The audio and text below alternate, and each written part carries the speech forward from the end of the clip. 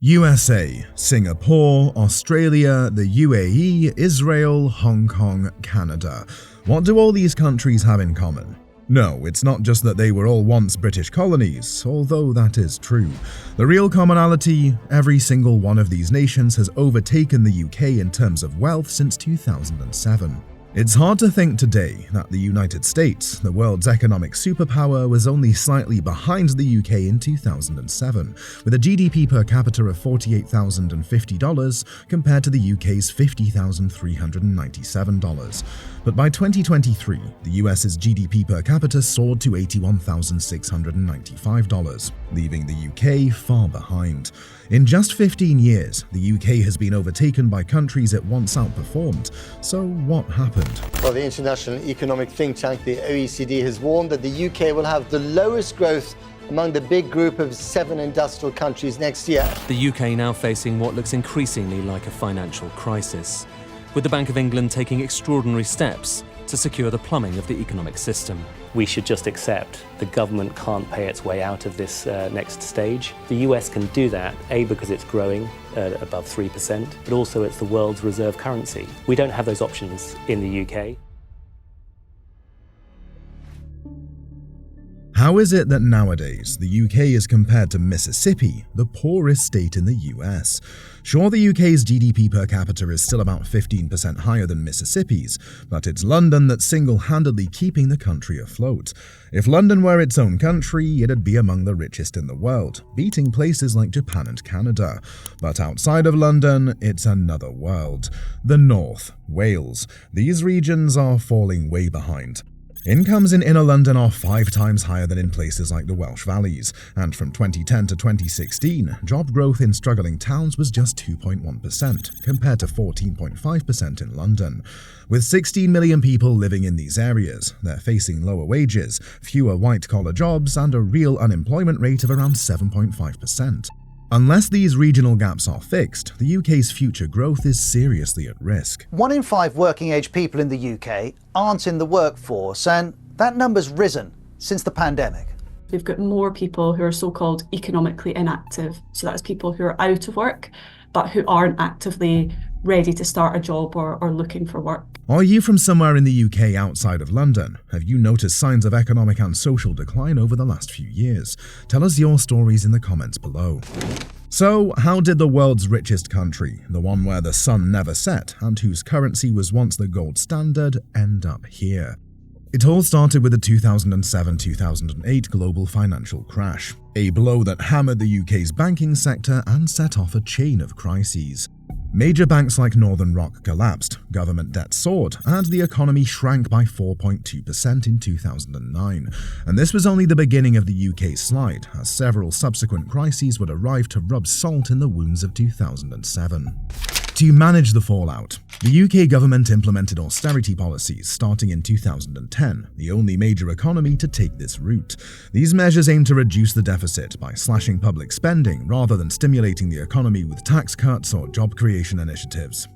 Between 2010 and 2019, £37 billion was cut from welfare spending, and local government funding dropped by nearly 50%, leading to severe cuts in public services like healthcare and social care. Infrastructure spending also took a hit, as public investment fell to just 1.4% of GDP in 2018, compared to 3% before the financial crisis. Austerity stalled wage growth and widened inequality. While other countries raised minimum wages and invested in job creation, the UK's wages stagnated, with real wages falling by 10% between 2008 and 2014, leaving many workers poorer than they were before the crisis. Workers on the living or minimum wage may feel like the glass is at least half full, a pay rise, albeit as the cost of living goes up for workers. Meanwhile, countries like the US and Germany avoided austerity and saw stronger job growth and wage increases during the same period. By 2023, the effects of austerity had left the UK with an underfunded public sector, deeper inequality, and a slower recovery than other advanced economies. Then came Brexit, a vote intended to give the UK more control over its future, but instead it caused significant economic disruption. The UK's departure from the EU led to a 15% drop in foreign direct investment between 2017 and 2020, as uncertainty made businesses hesitant to invest. Trade has been heavily impacted, with UK exports to the EU down by nearly 13% in 2021 compared to 2019, while imports from the EU fell by 25%. Labour shortages became a pressing issue, particularly in agriculture and hospitality, as EU workers left the UK, resulting in an estimated shortfall of 330,000 workers by 2022. Britain's economic recovery is being held back by labour shortages. Gaps from farmers' fields to shop and factory floors. They say shortages of butchers, meat processors and fruit pickers have hit farming. Just as the UK was adjusting to post-Brexit challenges, the COVID-19 pandemic pushed the economy into freefall. The country's GDP contracted by a record 9.3% in 2020, its deepest recession in 300 years. Lockdowns and business closures devastated sectors like retail and hospitality, with hospitality alone losing £200 million per day during lockdowns. Government spending on pandemic relief, including the furlough scheme, cost an estimated £70 billion. The recovery has been sluggish, with hospitality and retail still struggling. By mid-2023, the hospitality sector remained 10% below pre-pandemic levels in terms of output, highlighting the lasting impact. Shutters down, closed for business. This is the reality of many high streets across the UK. A prolonged cost of living crisis and an ever-changing attitude towards shopping means many businesses chains are vulnerable. Most recently, the Russian invasion of Ukraine has triggered a surge in energy prices, worsening the UK's cost of living crisis. Gas prices spiked by 96% in 2022, pushing inflation to a 40-year high of 11.1% in October that year. Households saw energy bills rise by an average of 54%, with the price cap for energy bills reaching £3,280 by early 2023. The government stepped in with emergency measures like the energy price guarantee, costing around £30 billion, but these efforts haven't fully shielded vulnerable households from soaring costs. But the recent economic crises that have hit the UK hard are more the straw that broke the camel's back, however. UK decline had been set in motion as the country began to deindustrialize. Once industries like coal mining, shipbuilding and steel manufacturing were the backbone of towns like Middlesbrough, Stoke, Port Talbot and Sheffield, but today they've all but disappeared. At the height of its industrial power, the UK had over 3,000 coal mines. By 2015, the last deep coal mine had closed. Regions like northeast England, once reliant on these industries, were devastated. But the collapse of heavy industry didn't just mean job losses, it created a ripple effect. Entire communities lost their livelihoods, with smaller businesses supporting these industries also going under. Places like Easington Colliery are still dealing with high unemployment and low wages, decades after the last coal mine shut its doors. Progress has been made, like foreign investment from companies like Nissan, but it's been slow. The decline of once booming industries continues to fuel economic inequality, wage stagnation, and rising living costs. The UK is also the least productive of the world's leading economies, and productivity growth has lagged behind comparable countries since the global financial crisis, posing a serious challenge to economic recovery. Three main issues are driving this: underinvestment, inadequate spread of innovation, and fragmented policymaking. The UK risks struggling to maintain even current living standards without addressing these. To the UK now, where economists have discovered that despite the record-breaking immigration that the UK has seen over the last 10 years, productivity is almost at an all-time low. Between 2010 and 2022, UK productivity grew by just 0.5% per year, far below nations like Germany and the US. Some regions perform well, but many areas and businesses, especially low-skilled sectors, are stuck in low-wage, unproductive cycles. Even doubling current growth rates wouldn't be enough to significantly improve living standards. Key problems include chronic underinvestment in capital, skills and infrastructure, unevenly distributed across regions. Although the UK excels in fields like AI and quantum technology, innovations remain concentrated in a few firms and regions, preventing broader economic benefits. Centralized policymaking limits the ability of local governments to address region-specific challenges, widening regional productivity gaps. Without reform, cities like Birmingham and Glasgow will continue to fall behind, worsening the UK's economic divide.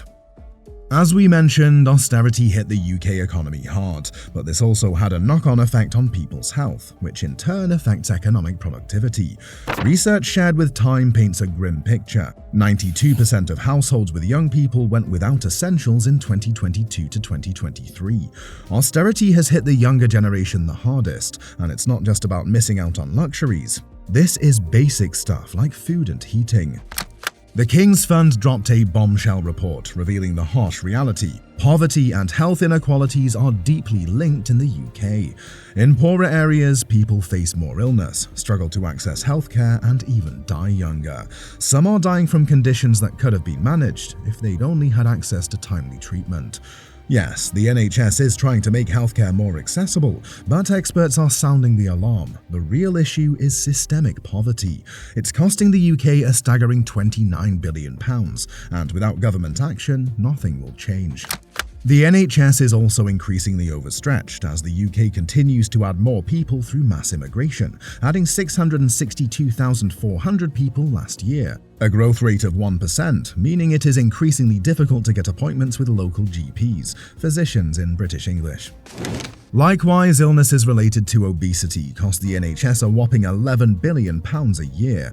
And with 29% of adults in England classified as obese, it's gotten so bad the government is launching a 5-year trial of injections of the weight loss drug Mounjaro in Greater Manchester. According to Health Minister Wes Streeting, obesity causes an extra 4 sick days a year for many workers. And the hope is that these injections will reduce worklessness and NHS use and get people back to work. Obesity expert Dr. Dolly Van Tulliken thinks that the government's weight loss jab plan is unrealistic. Why? Because there are millions of people who are eligible for the jabs, but the NHS can only treat about 49,000 a year. To zoom in on Wales, for example, the poorest of the UK's 4 nations and an area that has never recovered from the closure of mines and steelworks, we find that over 28% of working-age people in Wales aren't working or even looking for work, with long-term sickness as one of the major causes. Wales also has the highest obesity rate in the UK. 34% of adults are obese, way higher than the old stat of 26%. And it's not just those who are sick. Many people have to stay home to care for relatives who are too unwell to work. So, in short, the collapse of an empire, de-industrialization, 4 economic crises, and the austerity that went with it have broken most of Britain. London's job market is so hot that it's more connected to the global economy than the rest of the UK. International migration fills labour gaps across the country, but it's also kept wages stagnant, further fueling the divide. Without serious action, like building more housing in London and reviving well-paid jobs in struggling regions, the north-south divide will only get worse. How well is London doing? Well, that's a whole video for another time. So, while London remains one of the world's most powerful cities, looking outward and continuing to thrive, provincial UK risks getting poorer and unhealthier. As resentment grows over immigration needed to keep services running, social tensions are likely to rise. The big question is, how long can this imbalance hold?